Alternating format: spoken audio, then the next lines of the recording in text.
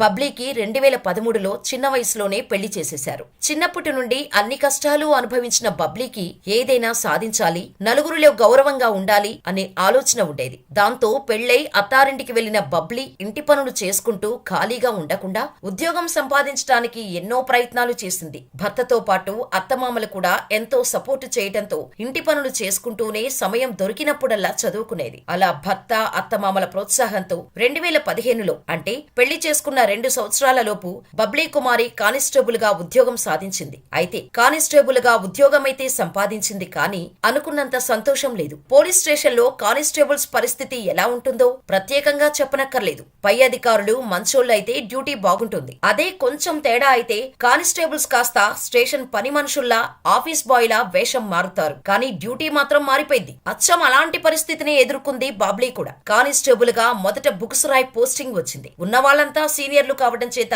బాబ్లీకి గౌరవం మర్యాద దొరికేది కాదు. ప్రేమ, పెళ్లి, ఉద్యోగం, ఆరోగ్యం ఏ సమస్యలైనా కేవలం మీ ఫోటో మరియు చెయ్యి చూసి సంక్రాంతి వరకు ఉచితంగా జ్యోతిషం చెప్పబడును. ఈ కింది నెంబర్ను సంప్రదించండి.